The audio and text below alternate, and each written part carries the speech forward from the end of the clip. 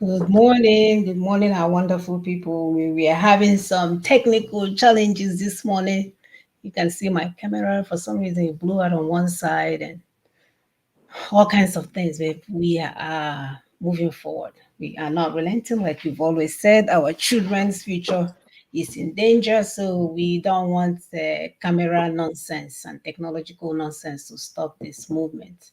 So, welcome to the program. We are happy to have you guys here.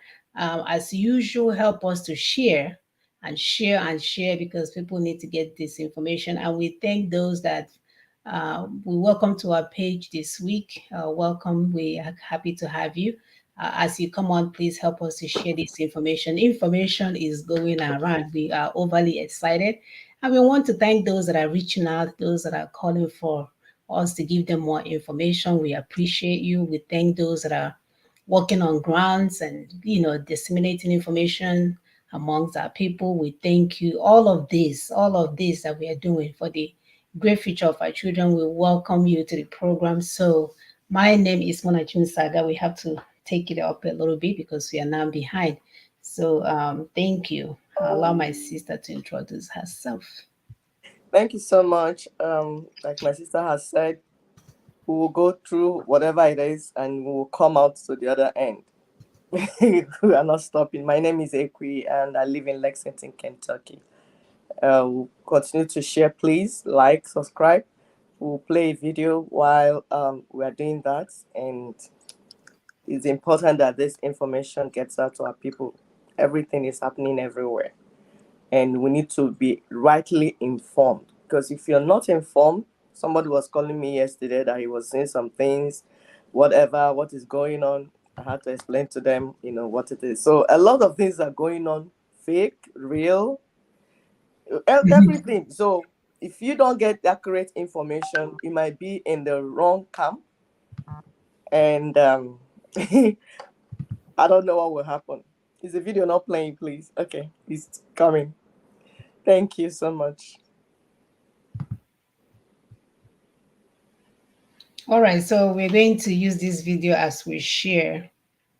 So thank you. When this collapse comes, and it's going to come, we in the UK are going to need to have some serious reflection on mistakes that have been made, and especially our foreign policy in history.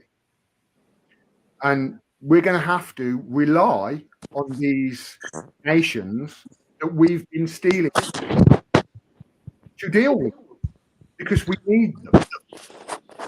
We're not like Russia. We're not self-sufficient. Russia has its own oil, its own food, it doesn't have to import anything. It can survive without the world. We, a tiny little island, do not have that luxury. We need to import. That's why we've stolen so much shit in the history. So what happens, do you think, in the next decade as African countries are rising and getting more powerful, and the Western countries that had them under their heel for so long, like the UK where I live, are on the way down and their economies are collapsing? What help do you think we're going to get from those countries that are becoming more powerful? How do you think that the Africans are going to look towards the English with regards to trade deals? You tell me. And buying their uranium off them if we need to. They're not going to look too kindly, are they? Especially if there's absolutely no apologies whatsoever. And as far as I can tell, this country doesn't apologize for jack shit. And the reason it doesn't apologize is because if it apologized for the stuff that it's done, it'd have to start giving back all of the stuff that it's stolen. Mm-hmm. I've spent hours inside the British Museum. That place is it's a treasure trove. It's incredible. And it's nearly all nicked.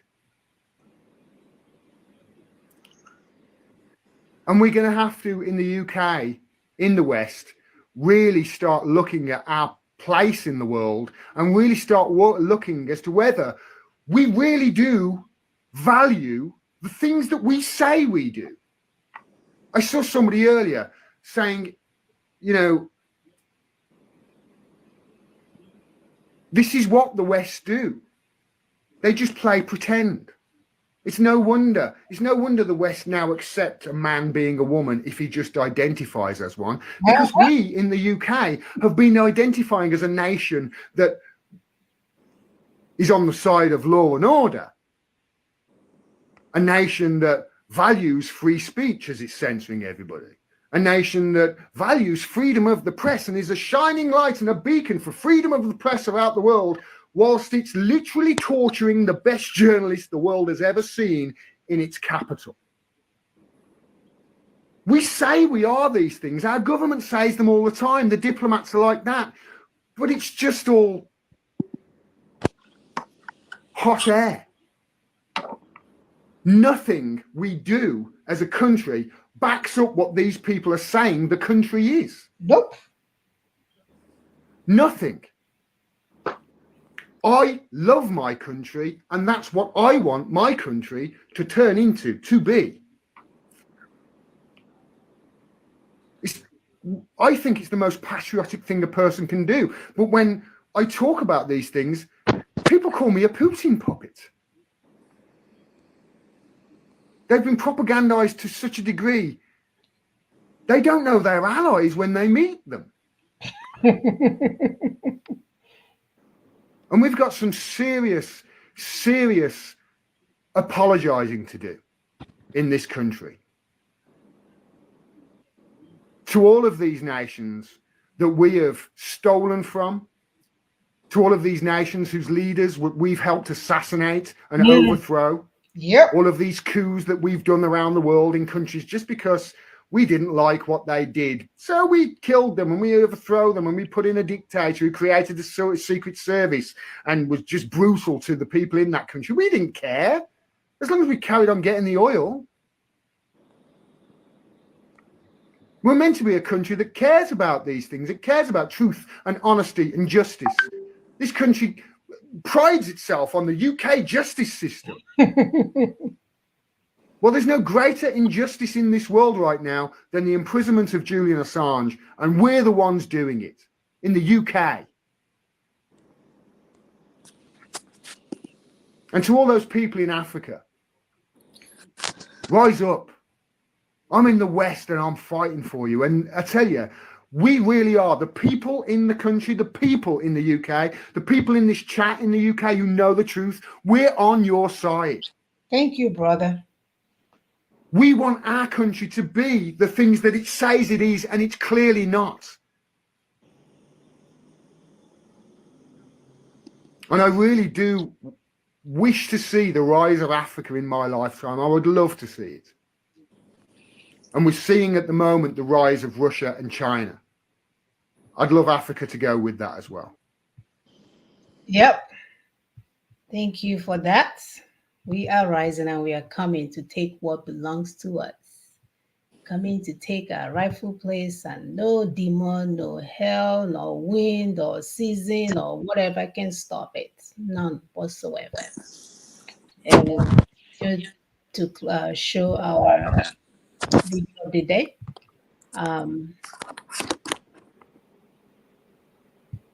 I'll pull up the video. Please continue to help us to share as usual. I am frazzled this morning by this technological nonsense that happened this morning. I'm like, I don't even know what I'm supposed to. Let's play the second video if it's available. This available. I'm like, what do I do? Yeah, I just like I don't even want to talk, but Yeah, look at my camera. The devil blew out one side of my camera. Like, you guys are not having any. I blew out mine completely. So that coincidence, like, it doesn't even make sense. Like, how can that be possible? But all at the same time. Yeah, we're going. Thank you. Please continue to like and continue to share. We'll play this video for you now so that we'll continue to from the Secretariat of NINAS. It is one thing to complain, raise alarm, make suggestions for how, just lament. It's another to have a strategic plan for how to solve a problem. Everybody has been talking about the constitution that has to be done away with. Everybody has been talking about restructuring. Everybody has been talking about even the ones that say they want to leave the union. The ones they say they want referendum now. Do a nation, Biafra nation, resource control. All those things that you want changed from what Nigeria is, offering you as at now. How will it be done? And we've heard people who probably hadn't paid enough attention to what Ninas is saying. From that constitutional force majeure. There's one simple hearing hack anyone can use to improve their hearing almost overnight. Anybody who has education, anybody who can read and write, who has not read that proclamation is shortchanging himself or herself. We plead with you, because it could mean life or death for you or people very close to you, that you read to know, or that you did not read and therefore did not know. That constitutional force majeure of December 16th, 2020, provided an elaborate framework for engaging all of that reconstruction that must now happen, that has become imperative. Whether you want outright exit from the union of death Nigeria has become for everybody, or you want a return to the autonomy levels agreed at Lancaster House, that's regional autonomy, or you want to control your resources and your environment. We hail the jaw for coming out as clearly as they came out the other day. And we rebuke the Obasanjo that was trying to rebuke them for speaking up. Anything you want, the way and means of getting it done is different from sentiment and lamentations. And therefore, in that constitutional force majeure proclamation of December 16 by Ninas 2020, we had adopted and incorporated a document titled Open Memorandum to President Muhammad Buhari on the restructuring debate from the Alliance, dated November 16, 2018. Guardian newspaper reported on it on November 18, 2020. 2018, sorry, 2 days, we wrote it out on the 16th, and it was in Guardian newspaper on the 18th. We can very easily, check that out. And what was it? It is in that open memo on the restructuring debate from the Ninas Alliance, addressed directly to the president, who went to France in that period. He went to Paris to say, all these people who are looking for one adjustment or the other in the constitution, they don't seem to know what they are looking for or how it can be attained.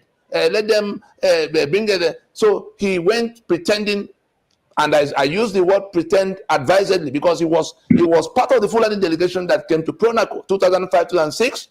He understands exactly what we're talking about. That was why they put restructuring in their manifesto. And so now nobody seems to know how to do it. But we also took time to detail step by step, start to finish, how it can be undertaken. We have acquired a body of knowledge on this subject matter, coming from NADECO to the Pronaco that took 2 years to bring all the nationalities together to look at the options available to us. And moving on to the MNN that took this constitution to court in 2007 to say we didn't make it, and all of the things that led to the Solemn Assembly, the joint multi-regional actions that became the Solemn Assemblies that we saw in Port Harcourt in April of 2015, in Ibadan in September of 2017, and in Makurdi in July of 2018. Those processes have become a body of knowledge sufficient to solve this problem that is looking intractable. And so that open memo is simply, to identify the two-step procedure. Anybody who is talking about calling national conference, or Basojo called national conference, Jonathan called national conference. The reason those conferences didn't work was because the modalities were wrong. If you call another conference today to say, oh, come, let us all reason again, you are going to fail as woefully, even more woefully. What needs to be done is in 2 stages. That is why we put those 5 points of a proposition in our proclamation. Anybody who will read those 5 points will see exactly how we can come to those 2 stages. We must accept that constitution we have now cannot carry us anywhere. We must accept that it has to go. We must accept that we can't go to another election under it, so that we can put a time frame. Otherwise, we'll be at this discussion another 10 years, and people will be dying in millions.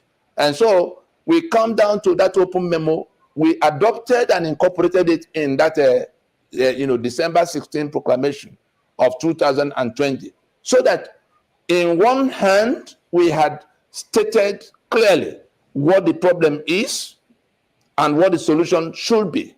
On the other hand, by adopting that open memorandum on the restructuring debate from this alliance, we also placed on the table a step-by-step articulation of how to undertake that fundamental reconstruction that we can no longer postpone. Let nobody from after this broadcast, let nobody come saying we don't know what to do or how to do it. We challenge those who may want to say so to go to the website of NINAS to read that open memo. You can even Google it, open memorandum to President Muhammad Buhari on the restructuring debate from this alliance.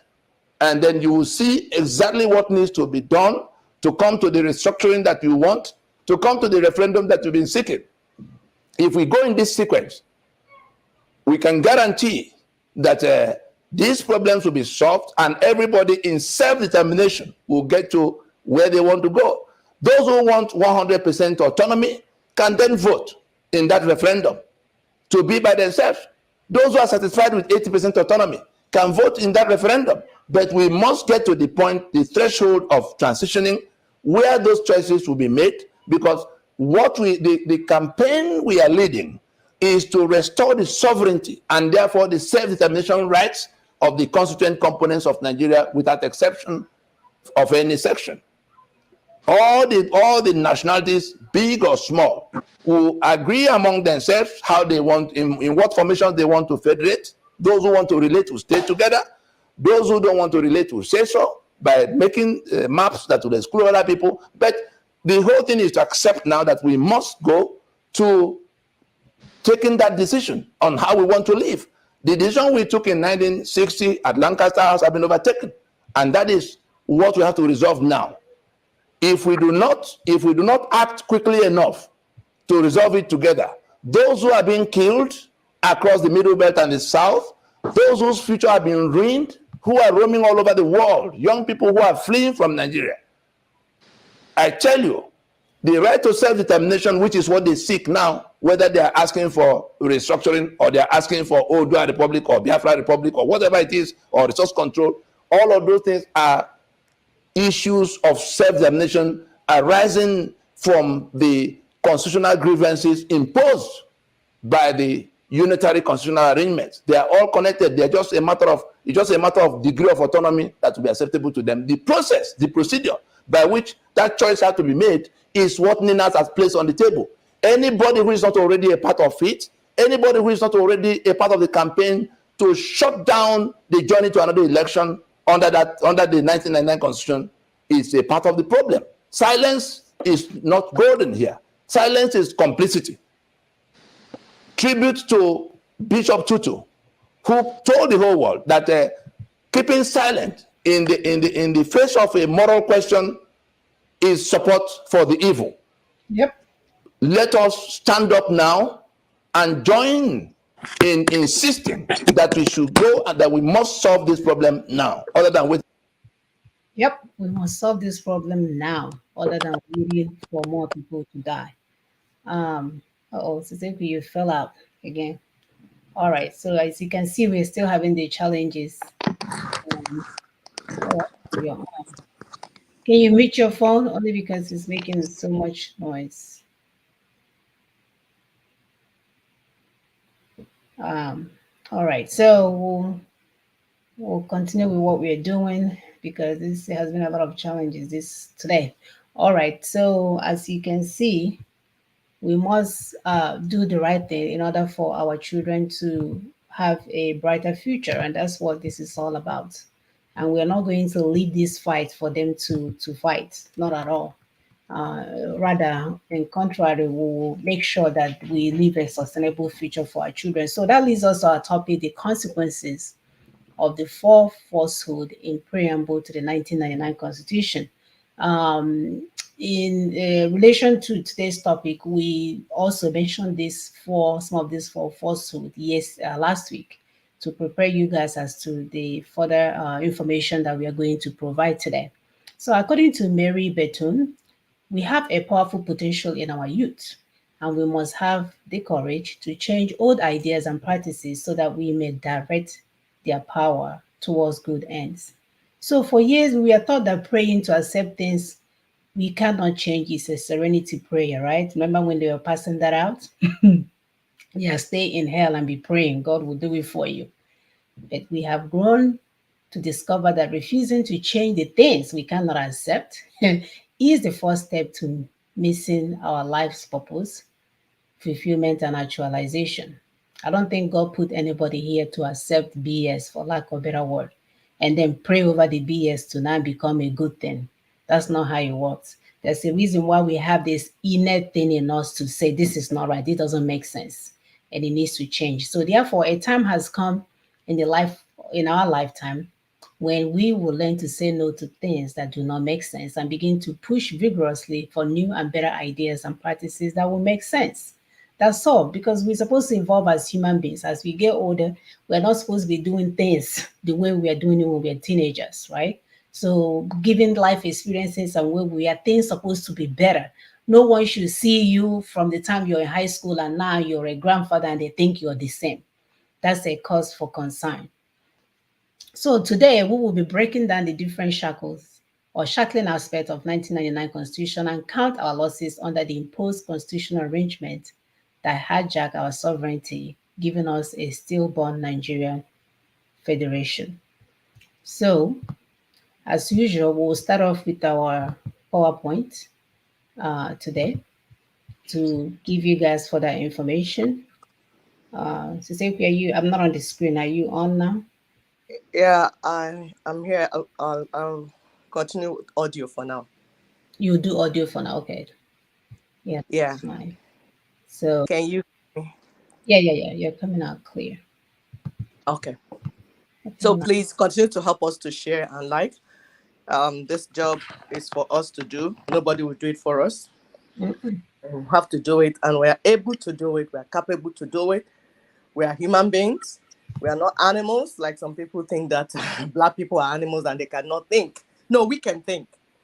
Now that we know what the problem is, that we're being sabotaged, all our efforts and everything. So it's just for us to buckle our belts and get the job done. Please continue to help us to share and like while my sister pulls up the PowerPoint. Like we said, we want to look at the consequences of the four falsehoods in the preamble of the Constitution they are using to govern you. The so-called 1999 Nigerian Constitution. So the lies, we started it last week. This week we are continuing with it. So we will tell you what the lies are, and I will tell you the implication of the lies, the consequences. Why Ninas is saying that all the evil happening to you is coming from that book of Lucifer. Why is it that Ninas is attacking this constitution so much? Everything Ninas is saying is constitution, constitution, constitution. Everything. People say, constitution people have come. Anything you say, Ninas will say, go back to the constitution. You will see the roots of the evil that you're going through. We want to break it down for you today. Please, are you ready to go on, Madison? yes. All right. So continue to help us to share. And of course, we want to sort of rearrange the way we are discussing the 5 point summary, because at the end of the day, that's what this whole thing is all about. That's this whole we coming out every weekend to discuss is all about this, for this to be implemented. So the first one is an acknowledgement of grave constitutional grievances that we've been raising now for the longest time. And we want people to begin to understand this because, for years we used to, emetu here, we run here, we run here. We are going to stay on the course until people understand what we're saying about this. So that it won't be a motopark discussion or beer parlor discussion. Yeah, so no, we're going to put it in your head until it begin to make sense that if you don't fix this 5 point things that we are talking about, you go nowhere, you're gonna go around and nothing will happen to you or for you. And the second one is an express commitment to decommission the imposed 1999 constitution, while the third one is an express commitment to shelve further national election, which you guys went, and conducted, and it didn't end up nothing for you. We heard that some people have got served how many millions of naira to pay for coming to the court in the first place. And we know if you don't pay it, how many hours did they give them? 48 hours? You may get arrested. Yeah, because you decided to play the Mamba. What is that snake? The Mamba snake music. And then the fourth one is an invitation to the constituent people of Nigeria to work at the modalities for transitioning arrangements, including mandate timeframe, membership, and ancillary matters. And last but not least, announcement of a time-bound two-stage transitional process, which shall in the first stage future multi-regional referendums, by which constituted companies shall recommit to or opt out of the Nigerian Union. And in the second part, distilled terms of union as may dictated by the outcome of the referendums. So if you can take a picture of this is what this whole thing is all about. This is how we are going to get that. The picture is not up though. The what? The PowerPoint is not showing. Oh, okay. Oh, I hope it's not me. Okay, of course, I know it. I knew today is today. Let's see. I thought I hit share. Thank you so much for that. Usually, when I'm looking at these PowerPoints in a presentation mode, I don't see anything behind me on the screen. Okay, thank you. Are you seeing it now?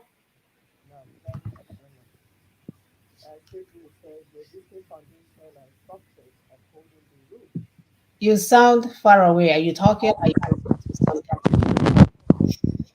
A lot of noise. Audience, can you guys see the screen? Please give us the thumbs up if you can see the screen. Can you give us a thumbs up if you can see the screen? I can see it from my own side.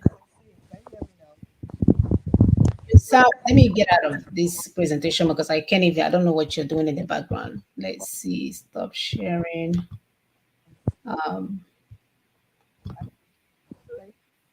Hello? So when you come out,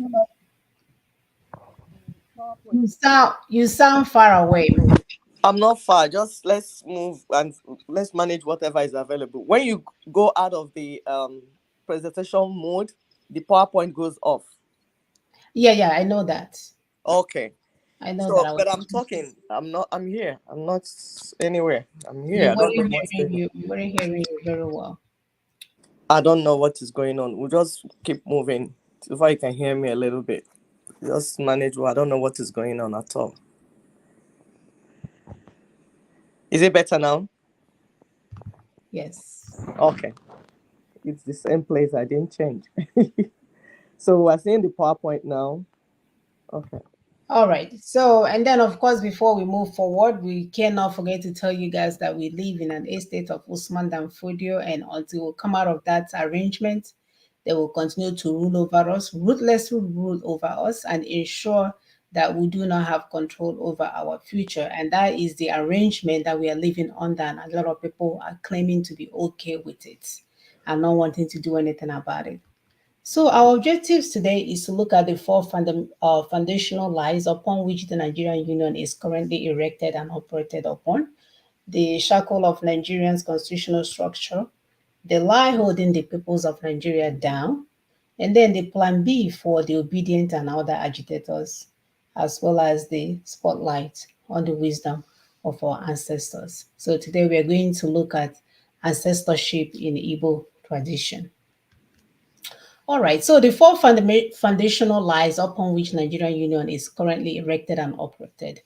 They are in the preamble to the 1999 Constitution. So the first one is that we, the people.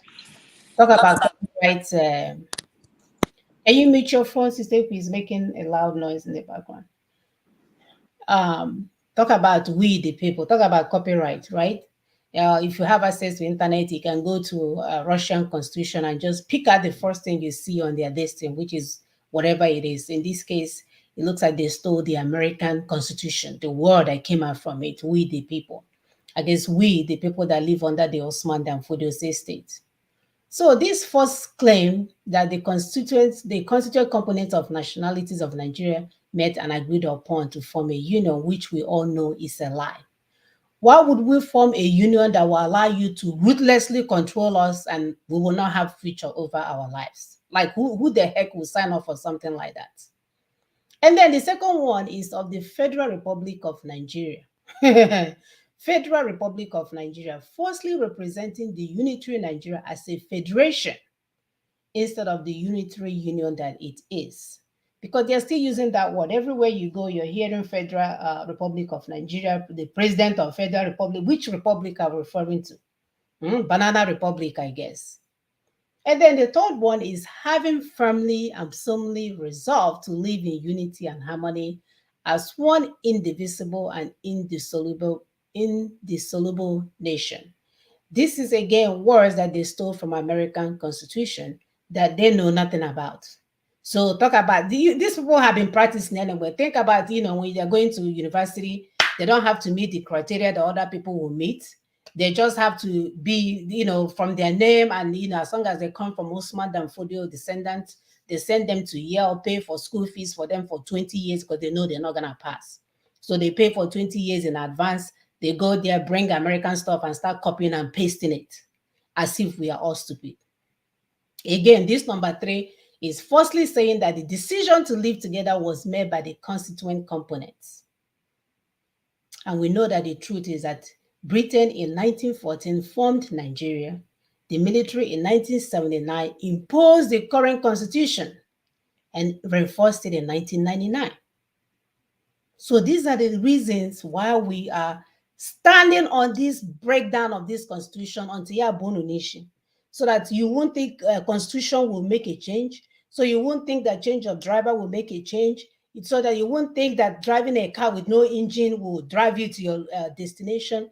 These are the reasons. These are the foundational lies. Well, nothing is going forward. When they move, anything goes. People can go and collect $20 billion on your behalf.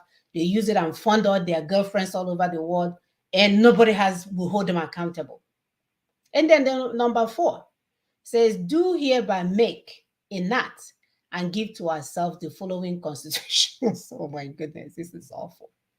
Again, this falsely representing the entire of the contents of the 1999 Constitution as having been agreed upon, approved by the constituent components of nationalities, and the content that the Constitution,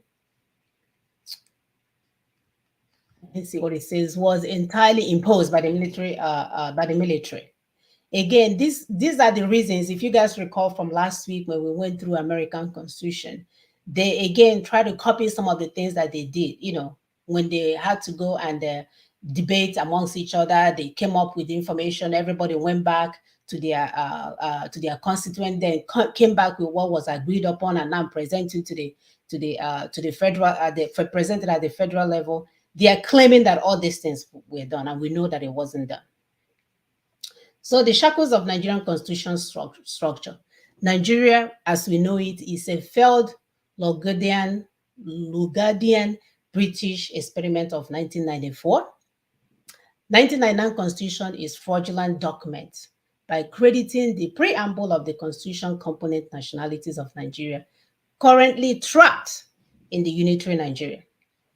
Then the unitary Nigeria as framed and defined by the fraudulent 1999 Constitution is a fraud, F-R-A-U-D, fraud, and is against the indigenous constituent component nationalities of Nigeria. In the unitary instead of the federal, Constitution of Nigeria is directly responsible for all your damnation and misery of Nigeria and Nigerians. We are looking at the high cost of governance. We are looking at bad governance. We are looking at serious electoral malpractices. absence of rule of law, because some of them, even the former president, really think no with the rule of law in Nigeria, and as well as infrastructural decay. So through the 1999 Constitution, impunity will continue to happen. Corruption will go unabated. Insecurity, you will become the number one poverty nation in the whole wide world. From your populous nation, you become number one poverty nation. All these things were created and protected in that constitution, and they don't want to make a change. That's why when Nina's group or movement is screaming, Tony Blair will run to El-Rufai and fortify whatever that they put in place. They will bring Peter Obi so that Igbo people or the Eastern people will act as if they are part of Nigeria, like something is going to change. They will bring him to 10 Downing Street and give him instructions on how he is supposed to act. And then he will come out and then lose the election and pretend like nothing happened. Besides his friend, the other guy, the one that was his running mate before, he's busy. All distractions. They all came out to run for election. I can't think of the guy's name now. Sister, can you help me out? Are you still listening? I'm here. Please go on. Forget his name. You know, so the one that is married to every person from Nigeria. He married every woman from Nigeria. Oh, Atiku.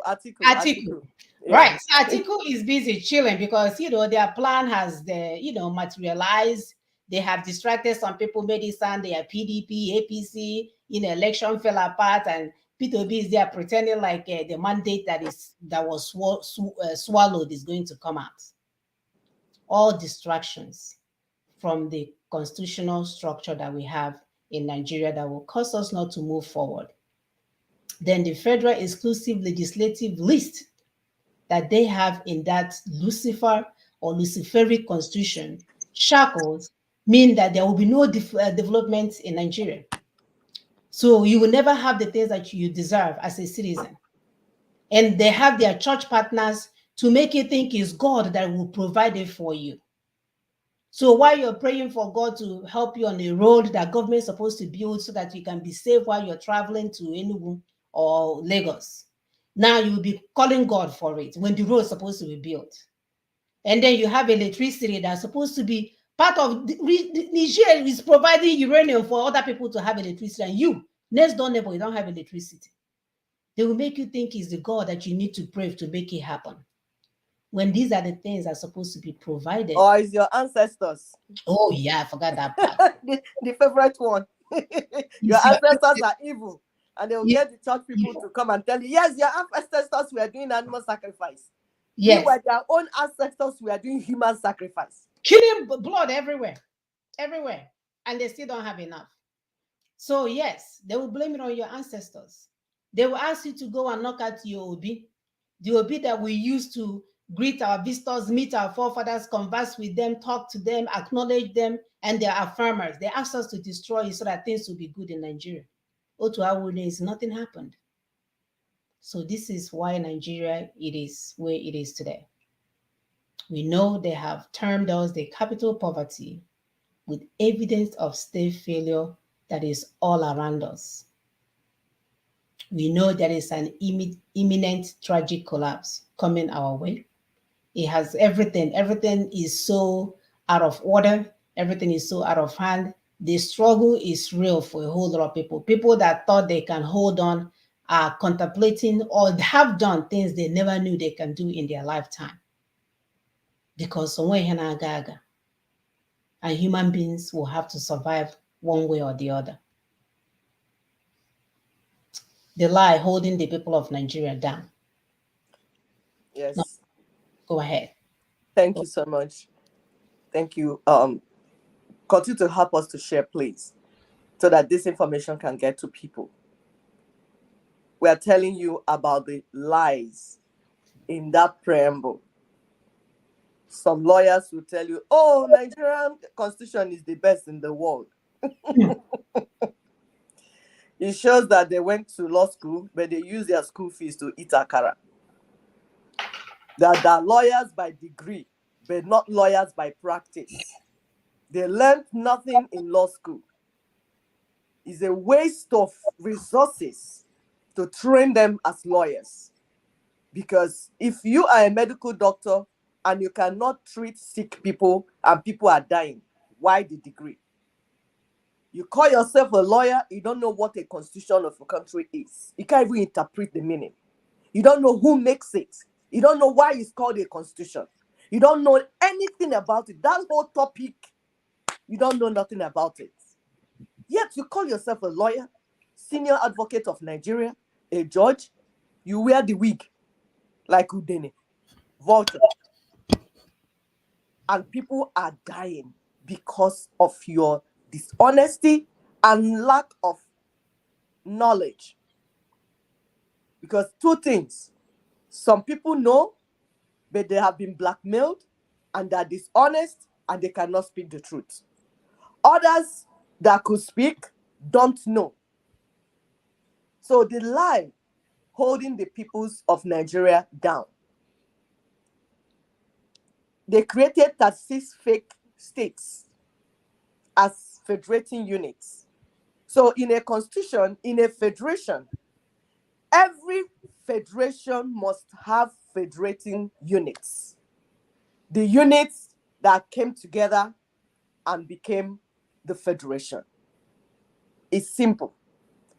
But rather than have that in Nigeria, they balkanized the entire people that should be the federating units, created 36 states, and are still planning to create even more. And it's more balkanization of the people that ought to be the constituent members of Nigeria. So as a result, these real owners lost their ancestral lands, lost their economic assets.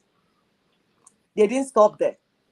They went ahead to create 774 lopsided local governments, 44 in Kano that is not bringing anything, and 8 in Bayelsa that is bringing all the resources. And these local governments are nothing but leaking baskets because they have to be funded. Both the ones that are there, not bringing anything, adding anything to the federation, to the resources of the federation, they have to be funded. If they have 100 officials there, they have to be taken care of. Everything has to be financed because it's a government unit.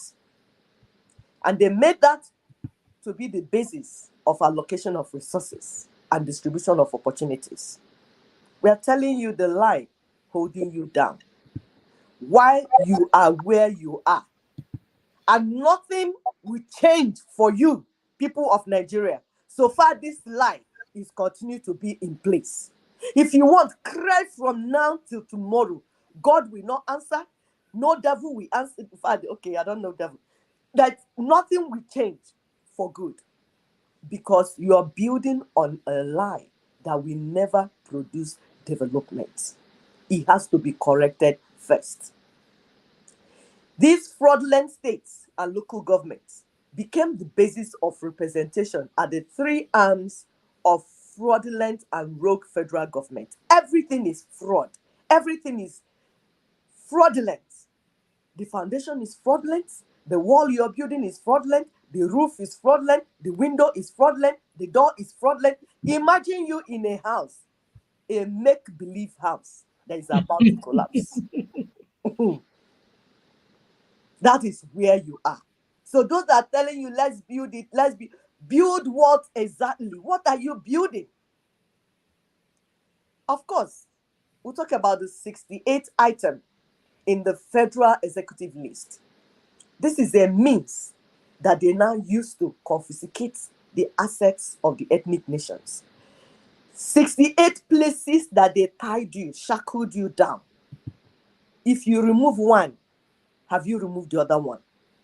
All these 68 must be removed before you can stand up. It's like when we are reading in book, Golila's travel in those days. When he went to the Lilliputians, tied him, pinned him everywhere.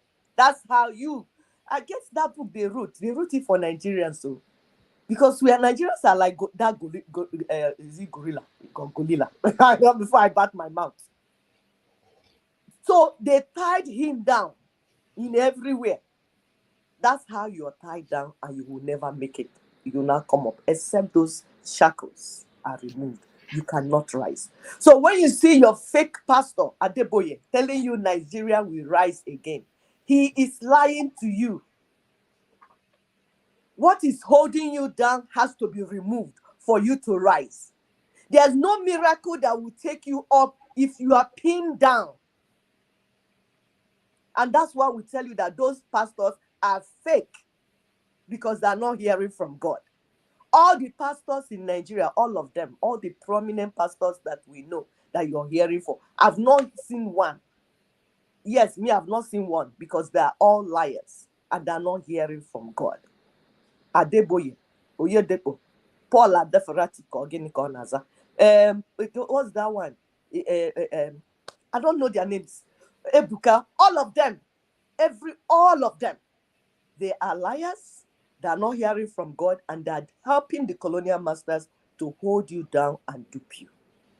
So you have to help yourself. We'll give you an example of the things that the 68 items of that exclusive list, the things that are using to hold you down. Because they have reduced the powerful autonomous federating units to mere powerless political minorities. If you came as a bloc, a federating unit that you were before, it's easier for you to do things. But now they balkanized you and reduced you. So you become political minority, all of you. So you can't fight, you can't stand. Take security, for instance. All the arms and ammunition and police, they confiscated. You don't have the right to bear arms that will protect you. We're not talking about the arm that you used to shoot pigeon for hunter. For hunters, the one that you used to kill animal in the bush. That's not the arm we're talking about. Because those that are coming to destroy you are not coming with chakabula. They're coming with iron machine. So for you to bear that to protect yourself, 1999 Constitution will not allow you to do that. The police, NSAS, that you are, all those things happening to you is because of 1999 Constitution. It's put there that you cannot defend yourself against those things. Economic assets, your oil and gas, your solid minerals, ports, airports, land ports, seaports, everything is confiscated, taken away from the real owners. That's when we say confiscated, because we want to be breaking it down. We don't want to be speaking big English. If not that, we don't have any other language to use to talk to our people so everybody will hear. We don't even want to be speaking the English at all. So that big word confiscated, that means they stole it, they took it from you. You don't own it anymore. They took it from you. You are the real owner, but they took them away from you because of the 1999 Constitution.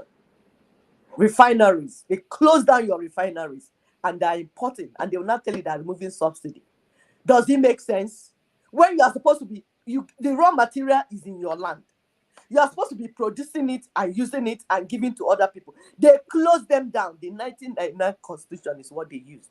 They close them down and they tell you, I will remove subsidy.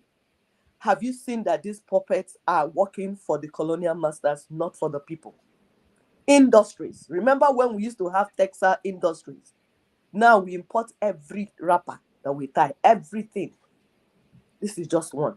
Everything that we should be producing, they close down everything because you need power to run your industry. You have some people that are making efforts to build some of the people that we're in touch with. You see where they have, they give you loan, 100 million alone self is interest. There's nothing they are doing to empower the local industries for them to be able to prosper. Is intentional. All these things you're seeing is intentional. Let's look at leadership. The elections to federal, states, offices, or whatever, they reduce, like the federal, that state is nothing but just like an appendage to the almighty federal. They're just there to hold forth. They're not going to do. Look, Anambra State people, how far? In the good governance. We want you people. Professor Soludo is going to do heaven. He's going to do miracle. How far? Have you seen yourself? We told you that even if you bring Jesus Christ, he will not do anything. The only thing he will do is that he will destroy that 1999 constitution. But to operate on that 1999 constitution, you cannot get anything meaningful. Centralization, how they control the whole election, is centralized. That is why there's no election that will happen in Nigeria. What you always have is selection. Because the person that is holding it tight has a reason. The person that centralized all the processes has a reason. Onye jihem will reason no jiwe. They are holding it tight. No, you can't elect your leaders. You can't do this. You can't do this. The security match and everything is in their hands. How can you use it? How can you use it to get people that can lead you? The people that are carrying good governance on head. Let's get good people. Let's get good people.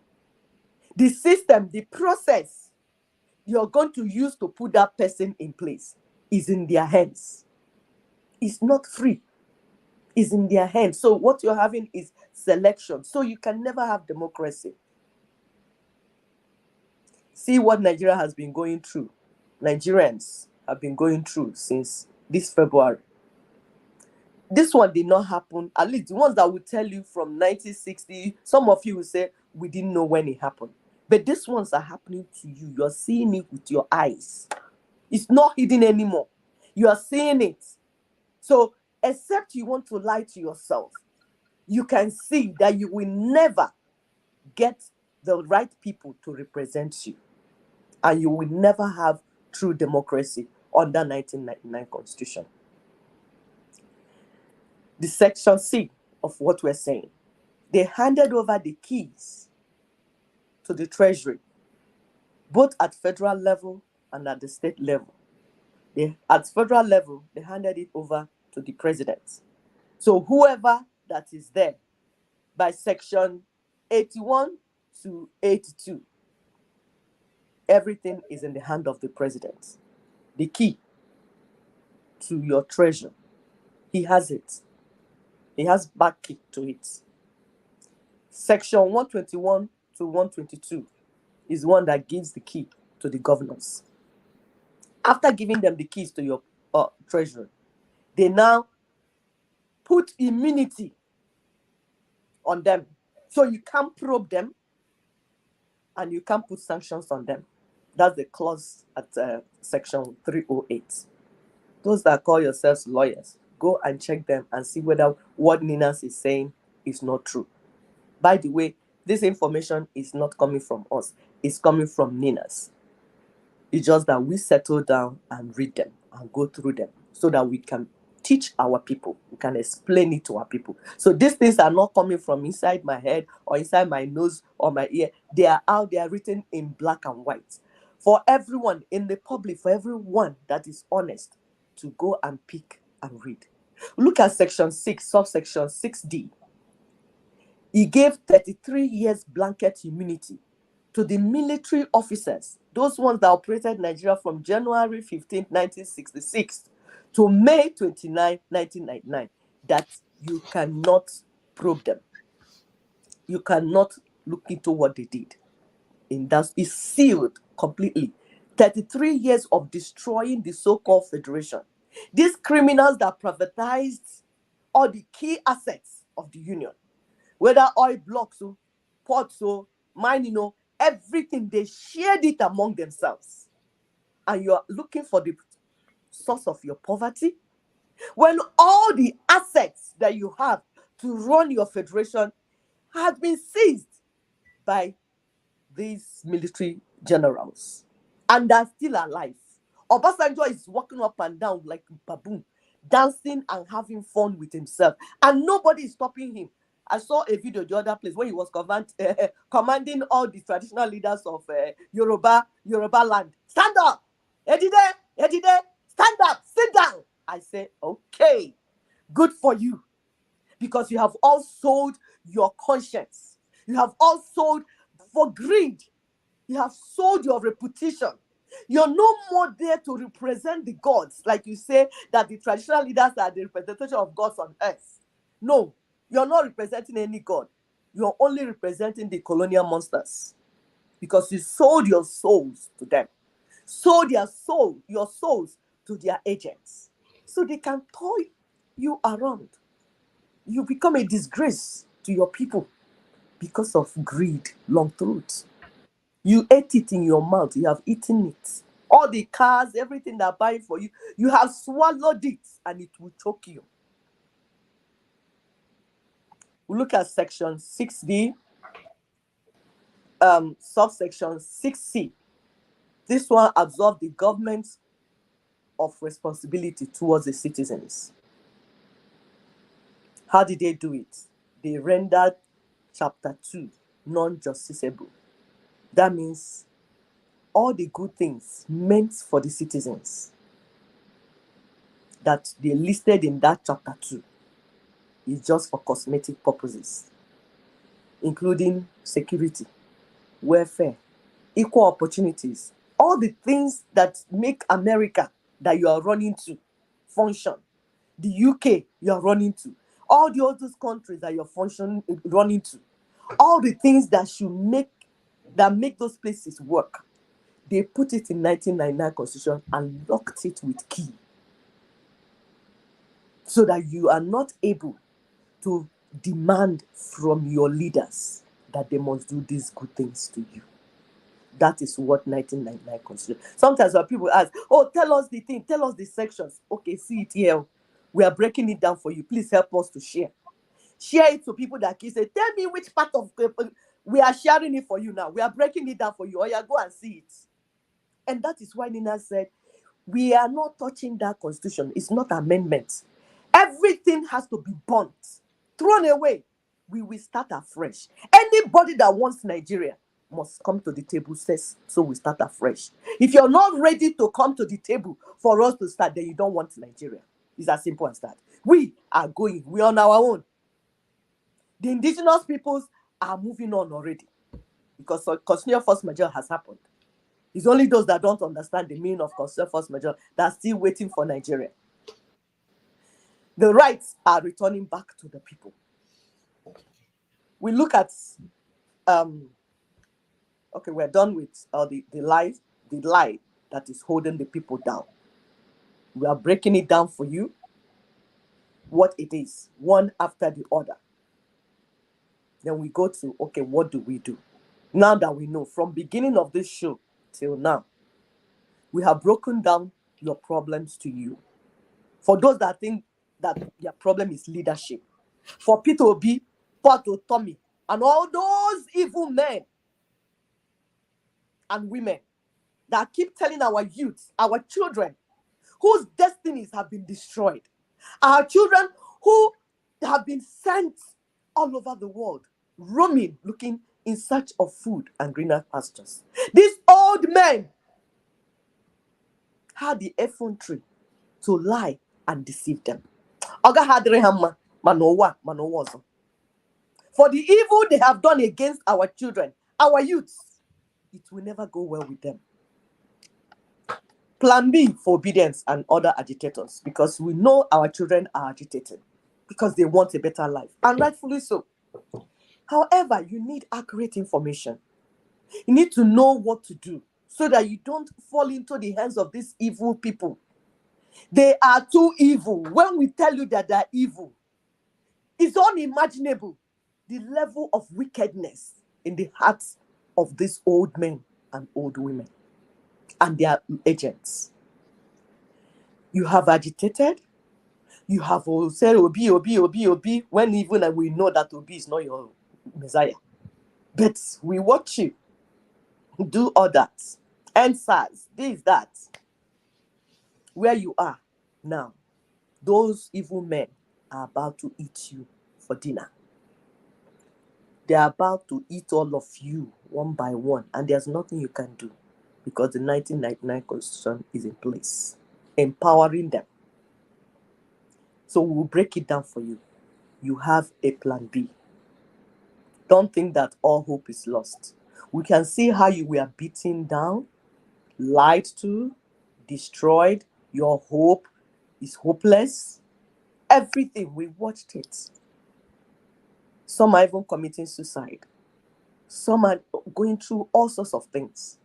It breaks our hearts as mothers. So you have a plan B. This is the real hope, not that of Bola. That one is a hopeless hope because these are part of the people destroying you as youths. The only ones who get great life under the 1999 Constitution are the willing tools, because they are the ones that enforce the 1999 Constitution. When we tell you something is fraudulent and some people are bent on enforcing it, that means they're benefiting from it. So they're the only ones having a good life under it. That's why they don't want it to go down. That's why when we talk, when Nina talk, it will enter this ear and come out from that ear. They will do as if they are not hearing. Obasanjo will deceive you. Tomorrow he's with Obi. Today he's with Obala. The other time he's with Atiku. All that. Are you people still waiting for God to kill him? No. God is not. It's like God has changed his mind about killing people. It's like he has changed his mind. You are the ones that will do the right thing. These people are the willing tools. Let's define who willing tools are. Willing tools are those who have sworn an oath of office, because it's like a court, to keep and uphold and defend that 1999 Constitution. So the bridge has been divided. 1999 Constitution is the dividing line. Anyone that has sworn to keep it, uphold it, and defend it is on the other side. And those ones still planning to swear and whatever they want to do, and their political party members, all of them are on this side. Those that reject the 1999 Constitution as basis for Nigerian union, they are on this other side. So the willing tools on this side, they are the ones willingly enslaving our people. Why? Like we said, they are benefiting from the Constitution. They are benefiting from the stealing of the resources that is going on. They are benefiting from the creation of poverty that is going on. Because when people are blessed in the land they are living, but somehow they are poor, that means somebody is stealing their resources. Since they don't have access to those resources, somebody must be taking the resources. So anything they want, these willing tools, they get them from because of that 1999 Constitution. E.g., they have a lot of numerous political contacts and contracts. It is their business. And some of them, when you talk to them, they do as if Nigeria is their private business. No, don't touch it. Oh. Don't touch this our Nigeria. This is our one Nigeria. Don't touch it. Oh. Because they are benefiting from it. The lawyers, the judges, yes, you can see the election tribunal, so-called election tribunal going on. They are benefiting. This is their business. The foreign bulletproof SUVs they are buying. Who are they buying the bulletproof for? Against. Because they have made the people hungry, and the people are now criminals looking for the things that they stole. So they have to protect themselves inside bulletproof cars. We don't see people here driving bulletproof cars up and down. But those ones that have stolen from the people have to put themselves inside bulletproof cars. That's the biggest thing they're importing now. Rather important that create food for the people, they will buy bulletproof car and put themselves inside. And their children are all abroad, living abroad and studying abroad. They are doing well. That's why we're telling our people, you must get informed. Please continue to help us to like. Continue to help us to share. Because you're part of this project. The ordinary people cannot get anything good while standing on that illegitimate, fraudulent 1999 constitution. That will not happen because the constitution was not meant for you. Anytime you hear Nigerian elders saying, oh, good old days, that good old days happened when the regions, north, west, east, and then midwest that they added, when they were allowed to function autonomously and independently. When Nigeria was a true federation, because in a true federation, these constituent components, those that are federating, must be independent and autonomous. They are the federating units. That is when Nigeria had self-determination. So all these blocks and regions were able to run at their own pace. That's why you hear what is happening. They say, oh, this Awolowo will build this in the west. MKO Abala built this in the east. This one happened. That one happened because the people had self-determination. People had infrastructure. They were creating jobs because the people were managing their own resources. They had schools working, universities working, textile industries and other industries, hospitals.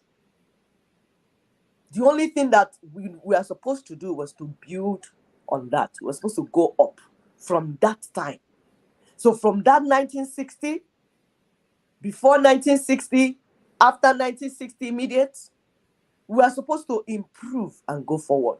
What happened? 1966 happened. The military hijacked the union. And all that went down the drain. Everything collapsed. The union got into the hands of robbery gangs.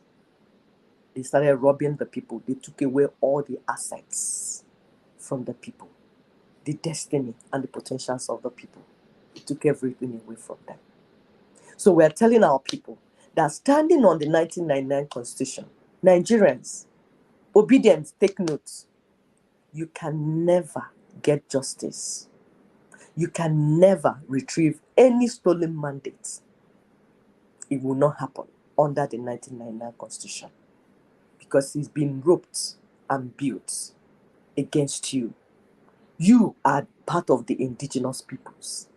The 1999 Constitution was developed, was written.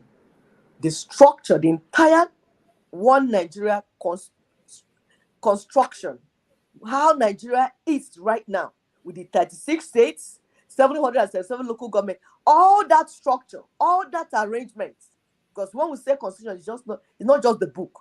All the arrangement, the structure is colonial structure. It's meant so that the people will continue to be slaves while the masters are in charge, benefiting from your suffering. So far, Nigeria is still being managed under 1999 Constitution. You can never get justice, and you will never retrieve any stolen mandates. Not even when you go to the Supreme Court, because the Supreme Court belongs to them. The sad thing is that you might even lose your life. Remember Abiola? Remember NSAS? You might lose jobs. They have all the things to do to you. They have it already. It's all written in the 1999 Constitution. Please continue to share this thing, especially to obedience. We are not working against you. We are working with you. But just as mothers, what we are seeing sitting down, if you climb on top of a mountain, you will not see it. And that's why it breaks our hearts. When you die and suffer just because you are ill-informed, you are listening to these old men that are partners with these criminals. Where is your Obasanjo that was promoting P2P for you? Where is he today? We warned you. Nina's warned you. But you didn't listen. But as mothers, even when a child does not listen, we don't throw away the child. We come back to you. We begin to explain to you so that you will understand. The judiciary and politicians are making a mockery of themselves. And they have been doing so for years. It didn't start now. Whatever you see going on now did not start now. But we are telling you the source is that 1999 Constitution. After spending over 400 billion naira, they tell you that this, that. They turn it. They call the more you look, the less you see. They do GPT for you. The things that you saw by yourself, the things that you saw, the things that you heard, they told you no. They shifted the goalpost. The thing you're seeing, the black you're seeing is not black, actually, it's brown. The red you're seeing is actually blue. The white, the white is even yellow. But you're looking at it like that. They say, no. How are you looking at it? You're looking at it from this corner of your eye. No, you have to use this corner. Why did you use left eye to look at it? Look at it with right eye. That's where you see what we're seeing. But what is giving them the power to do that? 1999 Constitution. The fraudulent Constitution will lead to fraudulent election. Fraudulent election will lead to fraudulent electoral tribunal judgments. And that will lead to fraudulent presidents. That's what we told you, that the president you have right now is illegitimate. Because 1999 Constitution produced him. And then the fraudulent system also produced him. But you cannot correct it standing on the thing that produced him. The 1999 Constitution is what produced what you're saying. How are you going to get solution still standing on 1999 Constitution? That will not happen. So those who really want change, those that are honest about change, the real people, because we know inside the obedience, they are mixed. Some people actually want change. Some people don't want. They were just, let's follow. And then the same thing with those that are agitating for Biafra, agitating for Duduwa, agitating for this, agitating for that. It's not about just agitating. Like in washing machine, you have agitators inside washing machine. But if you don't put detergent inside the washing machine, you agitate. After agitating, you just bring out wet clothes. The cloth did not wash, it just agitated. The detergent is what we're giving you, so that you don't just agitate for nothing and get killed. For those that are running up and down with a Biafra this, Biafra that, we are begging you. Anything you hear about Biafra is fraud. Tell you. Because things have bases. If you have not done the foundation, you can't build on top of it. People need to rise and reject the 1999 Constitution completely before it's too late. Because they're going to injure you with that 1999 Constitution. And you'll be surprised what they will do to you.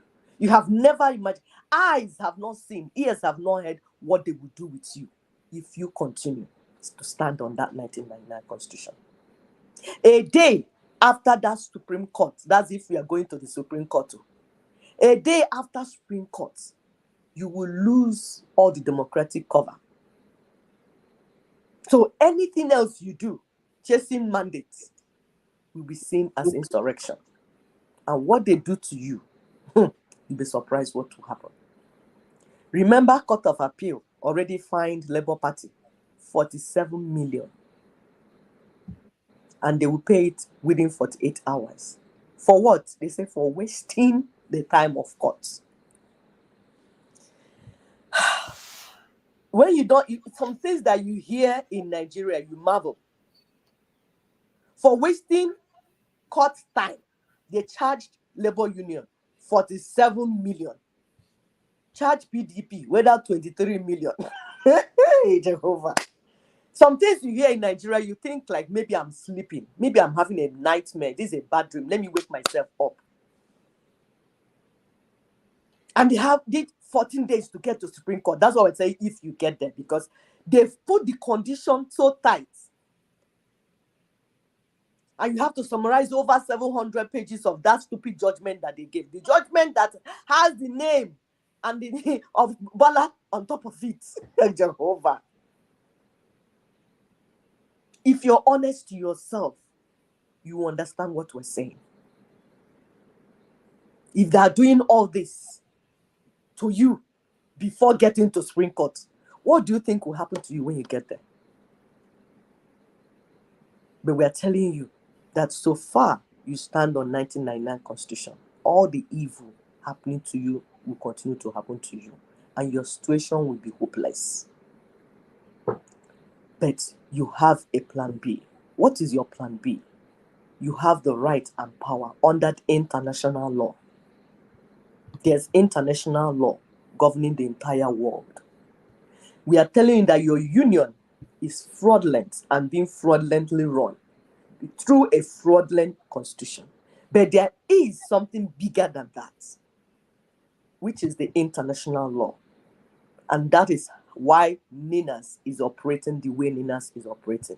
For people say, oh, why is it that NINAS, they are there, they are living in Nigeria, and they're not doing anything? Because they know what their right is.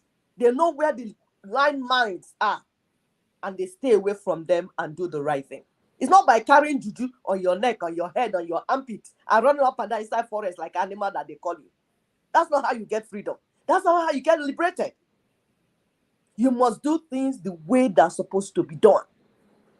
So NINA's constitutional force majeure, done on the 16th of December 2020, is for you. We knew that a day like this will come, when your fathers, your elders will eat you up. But we worked for you. Youths of Nigeria, hear us. Hear your mothers.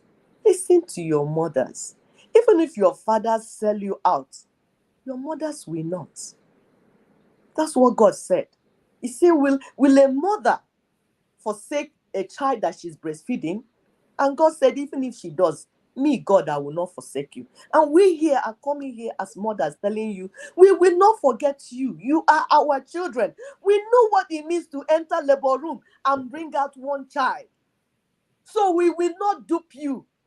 We will not allow you to continue to suffer the way you're suffering. That is why we are not sleeping. We are coming, turning everything possible to free our children.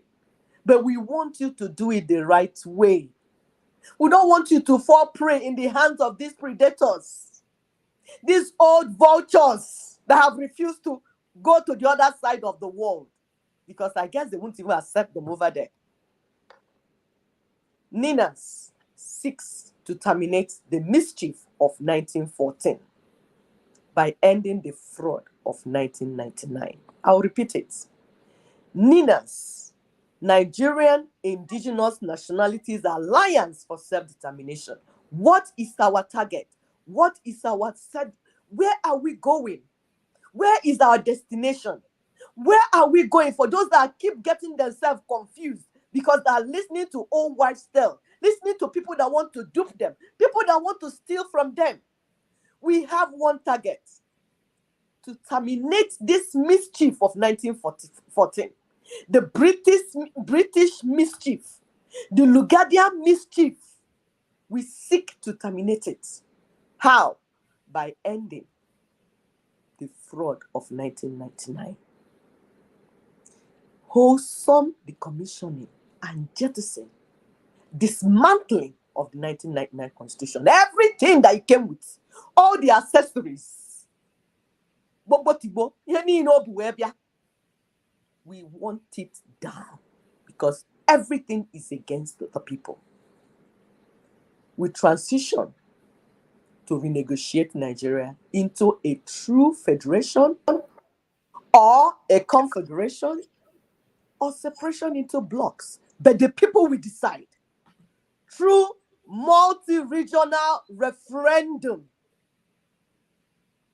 Multi-regional referendums. NINAS has been on. If you're hearing people mentioning referendum here and there, don't mind them all. Because something has to precipitate referendum. You have to have a process. You don't just slip up and go to microphone and say, referendum, testing.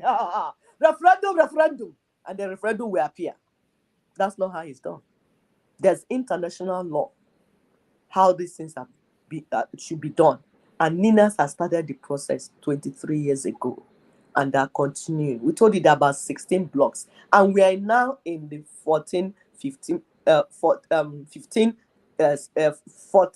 15 combined block, heading to 16. If you want to cook soup, you don't just come to the table and soup will appear. Abracadabra, open, close, soup will appear. No, you go to market, buy the ingredients. First of all, you will list the ingredients, know what you need for the soup. Decide the type of soup you want. Then get the money and then begin to buy it. and process. If you use if you need ejuna or snail, you clean the snail. If you need bitter leaf, you wash the bitter leaf. Prepare it before you now come to cook. You don't just jump out from nowhere and come to the table and enter kitchen and say, okay, soup appear. So taking back our country, when you hear people say, we are taking back our country, we are taking back our country, how? What it means is the real one, because we have a lot of fake things going on, is federation or confederation, where it was before military coups began. All the military coups. We want to go back where we told you that we were there before, and all these ones happened. That's why we're telling people that did Nadeko. You say, oh, we ended military coups so that democracy will come. No, democracy has not come. And democracy cannot come under the 1999 Constitution. Because that Constitution is not the people's Constitution. The people did not make it. If the people did not make the Constitution, then it's not democracy. Because demo means the people. So if the people are not in charge, are not the ones saying how they will be led and everything, then you don't have democracy yet. So we are still on the journey. You have not finished the journey. You just stopped on the main road. So you can't remove military and then put their agents in place. That's not how things are done. So the document called 1999 Constitution must go down for us to begin the process of democracy. So with necessary adjustments to accommodate all the ethnic nationalities, because we know that there were grievances. Good. But we are human beings, we're able to fix it. So all those adjustments will be made as all the people. Every ethnic nationality will be part of it. And they have already started at Pronaco. When they went for Pronaco, they had 164 ethnic nationalities. And they went to their land to do all these things, irrespective of their size or size of their population. That's how it is done. So, I think this is the end of this Plan B, right? Yes. Okay, thank you. Thank you so much. Please continue to help us share. You can see that today's video is loaded with information. We really need our people to understand what we're, discussing here. And while we're doing that, we want to, because a lot of people, instead of fixing what they have, they want to run to Ebe Desiree in English, a place that is nice, a place that they think somebody else has fixed. And we wanted to show you guys that all that glitters is not gold. It's about time that we start thinking home. We start rebuilding home and start looking at it as a place that is for abandonment. We cannot continue to be on exile for all these years. There's a reason why our umbilical cords are buried in our in our land, and our ancestors are actually reaching out. So I'm going to pull up a quick information here about what's going on here, because all they show people is nice things, nice things about America. They show you Manhattan, the tall buildings and all this stuff, but they don't show you that a lot of people are homeless. As we are speaking, especially African Americans, our brothers and sisters, as we are burning money in Ukraine and giving out money that we, I guess they do have it, they have left a lot of people homeless in everywhere across the country here. So, and these are the things we will never do to our people, right? We always manage to, 10 of us, if we had to sleep in the house all together, that's what we have to do for everybody to be comfortable. But that's not how these people roll. I can't even, where is it then? Oh, here it is.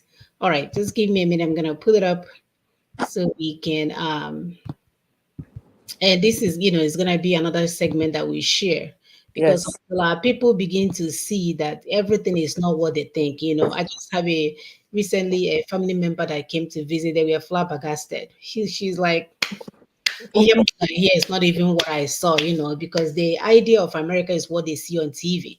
Yes. What they see on James Bond, all these nice movies, and they don't show you this. No. That a lot of people are literally on the streets cooking. Yes, begging, homeless. Cooking food, begging, nobody shows you this. And that's a part of the propaganda that when these are places that people are sitting outside in the midst of all the lights, all the fancy buildings, because the media propaganda is that whenever they go to Africa, they always look for hungry children, the children that have not been fed, the ones that are looking in trash, and they don't show you the hungry people in their place. I'm You know, they telling don't you. show you people that are homeless, that are, just literally on the streets. They don't show So you pit toilets in America. They only show you water system. mhm. They only show you water system, show you all the nice stuff. So we'll continue to bring this highlight to our people just for us to begin to appreciate what we have. Because for years they destroyed everything. They told us everything that we are is evil, is bad. You can't even, everything we are doing is bad.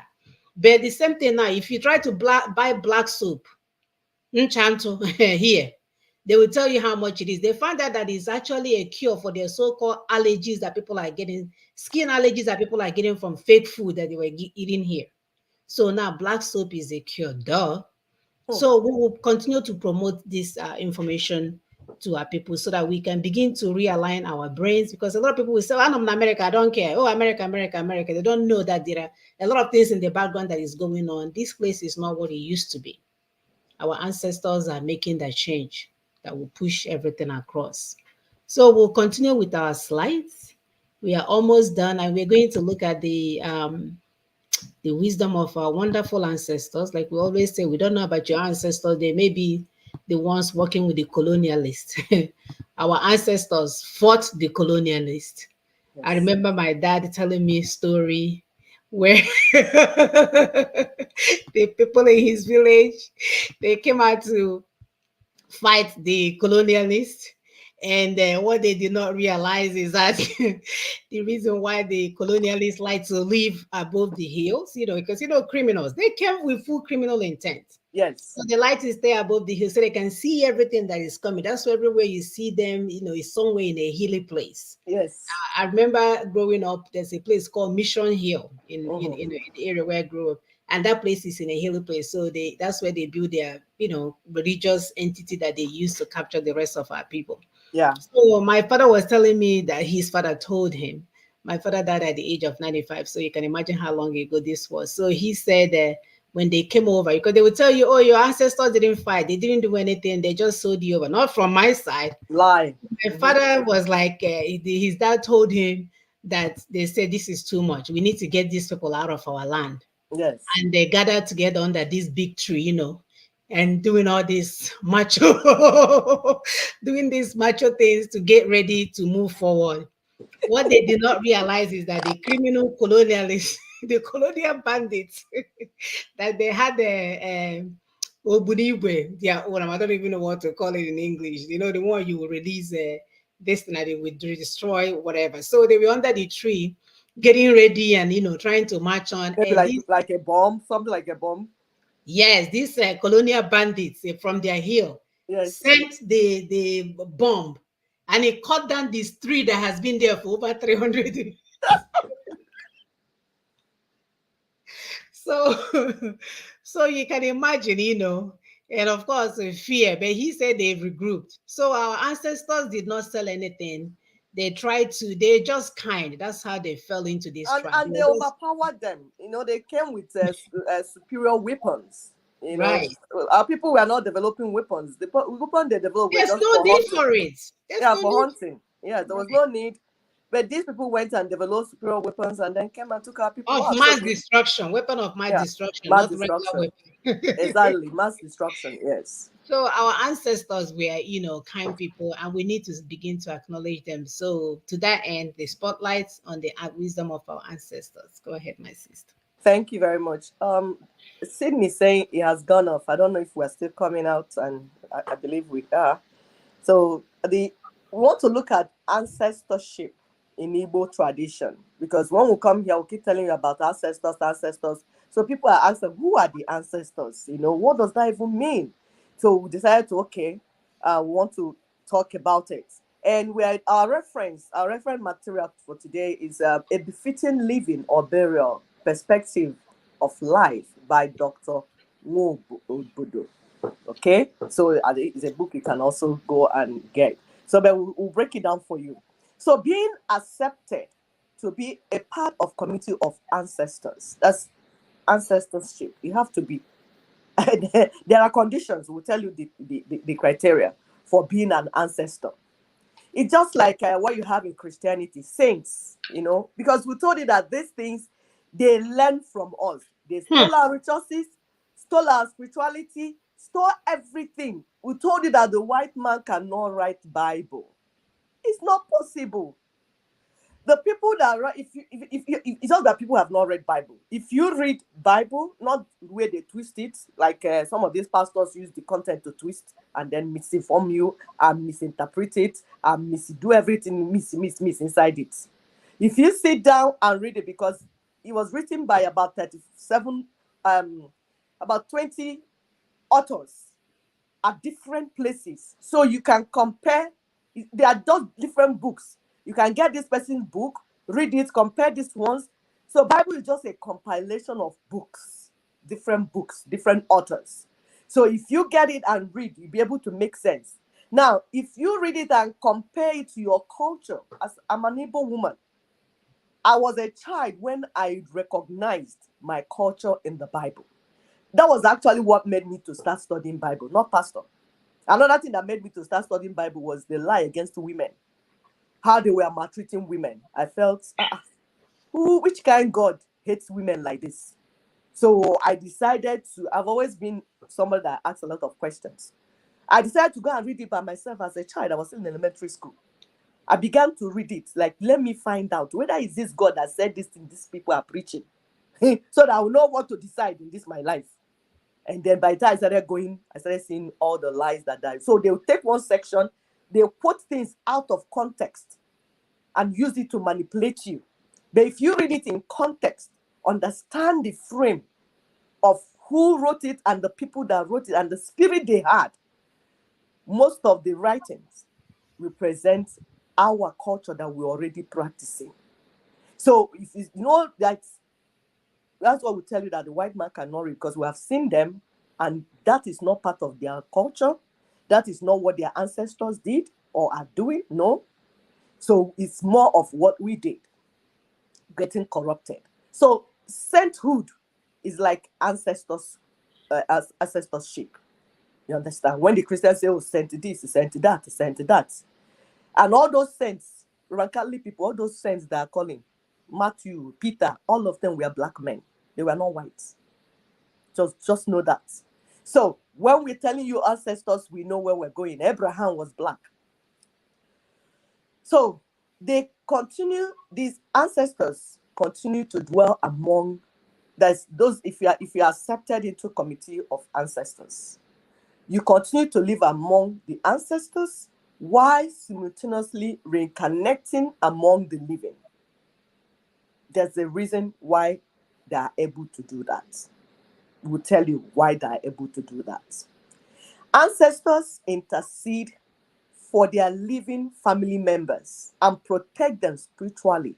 There's a day I told you a story about my mother-in-law's father, that the day she died, she gave them the day, gave them the time, prepared himself, laid down. Now, in terms of this protection, one of his sons was sick and died, actually. He died because they have left him on the table. They did surgery for him. He didn't wake up. For him, while they were there, they were preparing to take him to mortuary. He saw that his father, this man I told you about, in that place he saw him. They were calling him, is he general or whatever? And they told him that he said they should not allow him to come inside, that he should go back. That who is he leaving his younger ones for? As they were telling him, he was still arguing. This is first-hand account. This is not dream. The person is still alive. He was still struggling to enter. They sent Cain. They started flogging him. And then he looked and saw his father. And that was the person they were referring to, that gave authority that he should be flogged back to earth. And then he sneezed and woke up. So if we are saying what we're saying, we are not saying it because we tell you that some people have misinterpreted things. And we'll try to make it straight for you here. Our ancestors that we are talking about are not the ones that sold us to the colonial monsters. Because every individual that passes away does not become an ancestor. Nope. That you just died does not make you an ancestor in Igbo land or in Igbo culture. There is a criteria. You must meet the criteria before you be accepted into that sainthood, if you may, ancestorship. Requirements for being an ancestor or being accepted into the ancestorship. You must have led a good life, an ethical life, like you were a role model on earth while we're on earth. And when I refer to this, my father-in-law, my mother-in-law's father, we can tell you the type of life he lived. If I use him as an example, I met him. I'll give you an example. He died at old age. That man, if he wants to, like a child did something and he wants to say, what did you do? If he wants to scold you, the people that live with him said that the greatest scold he will give you is you eat chicken.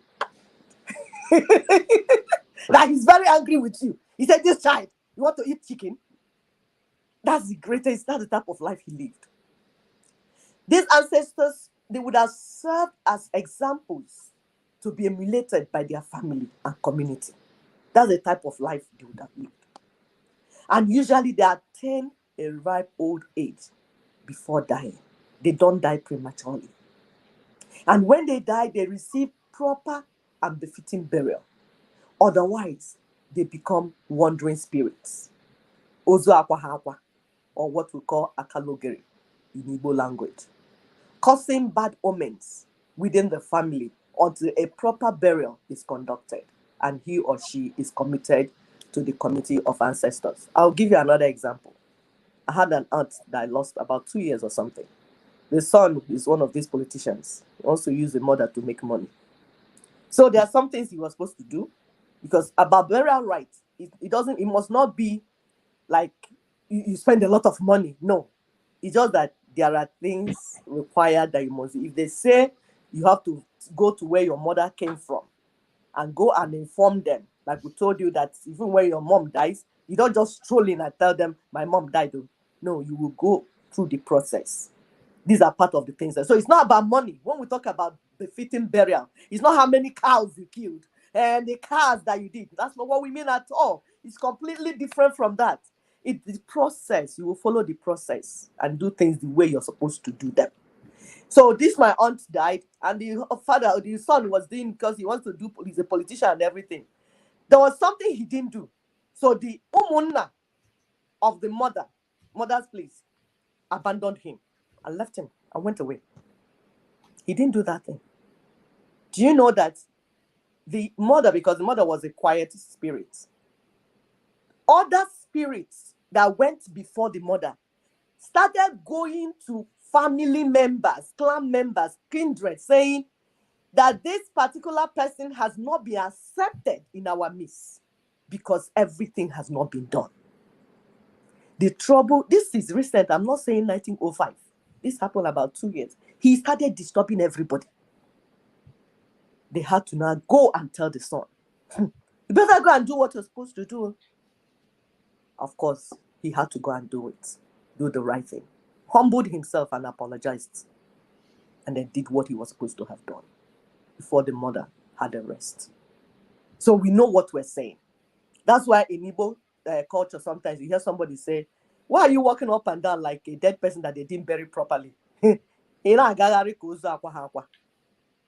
That's where it's coming from. Because if you don't bury them properly, they will not have that rest. So our people, our ancestors, don't get rest by you going to social media and say, rest in peace. That's not how we get rest in peace. You will do things the way you're supposed to do. So the way you live will determine how you will die and how you will be buried. That's buried. That's why we don't joke the way we live. We aspire to live a good life. We aspire because we know that if you don't live a good life, you might not die a good death and you might not receive a good burial. That's why in Igbo culture, before now, Aru was not common. because people were conscious of how they lived. Another requirement is that that person wouldn't have died of contagious diseases like smallpox, tuberculosis, leprosy, because we have treatment for those things in our culture. The traditional herbs, we have herbs to treat these things and how the process to take care of them. That person wouldn't have been like a baby that is dying, repeating cycle of life and death. We call it obanje in our culture. Now with medicine, we're thinking it's sickle cell and all that. So that will not allow you to be an ancestor. In fact, those children that go that side in Igbo culture, Igbo tradition, at a time they will have to punish that child. They must do something that they put a mark on that child so that the child does not keep going. So they want to break the cycle and pin the child down so that when the child comes next time, you will not start going and stop suffering the parents, especially the mother. So for you to be an ancestor, you wouldn't have died a bad death. There's what we call bad death in Igbo tradition. There's good death and bad death. Dying young is a bad death. We don't want it. Those that die young, we don't punish them. We don't reward them either. They just vanish into existence. That's why I told you that the last time we were talking about the burial rites, where the family member, that's the immediate, the kindred. When we mean family, we don't mean just father and mother. We mean kindred. We come in and see the body. So someone that died untimely, they will come and talk to you. So because when you are an Igbo person, as you grow old, like you're saying, if I come again, this is what I need to change. This is change, this will change. So if you die young, you wouldn't have had the time to do it. So your family members, your kindred will come in to do that for you. If you suffered when you were alive, they'll say, please, when you come again, you're not going to suffer. If you died, like they will talk to you, to your spirits. It's a beautiful thing that we do in our tradition. Now, those who lived unethically and die, they become wandering spirits. That's the belief in Igbo tradition. They call them akalogeli. They are not welcome among the living, and they are not welcome among ancestors. You see why we try to live a good life in Igbo culture? Because we know that if you don't live right, you will not be welcome in the world beyond. Just like nobody will welcome you among the living. And nobody will even want you to reincarnate into their family because you are a bad person. Who wants a terrible person to come back into their life and become their child? Nobody wants that. So you will not be wanted. So that's why. So certain diseases like leprosy, swollen scrotum, ida ibi, swollen stomach, itafo, madness, ibara, suicide, ikodo, are seen as bad omens and coming from the gods, like maybe somebody has done something. Now, with the level of medical science that we have, we know that sometimes it might not be that, but we are telling you about what our people believed. And it's not different from what you have in the Bible. Like if you go to Numbers 12, 9 to 10, where Miriam gossiped about her brother Moses, the Bible says that God cursed her and she had leprosy. And she had it for 7 days and she was taken outside, quarantine. And then after she was cleansed, there's a process and then she was healed and brought back. So that's just sometimes we will tell you that all the people that are Igbos, they have some Judeo-Christian background. And we know what we're saying because you look at the practices and everything that they did and are still doing. So for individuals who died from these diseases, even if they led ethical lives, their deaths are seen as unfortunate. Why? Because they are neither ancestors nor wandering spirits. They simply disappear. These are some of the people that maybe they will have to do EBO for. They will help and tell them that if you come next time, please, this type of thing should not befall you. Maybe you were a good person. They say you didn't deserve this. You shouldn't have gone through this. We don't know why it happened. Please, when you're coming again, you will go well in your next life, and they will do that EBO for you. So as much as possible, people do their best in Igbo tradition not to contract dangerous diseases by living healthy lifestyle. What they eat, what they do, where they go. That's why you don't see things like bestiality, like all those things, and because our people believe that those things might defile you and bring certain diseases to you, in which we disqualify you, from living a good life and even having a good death. So we have strong traditional healers that try their best to heal people.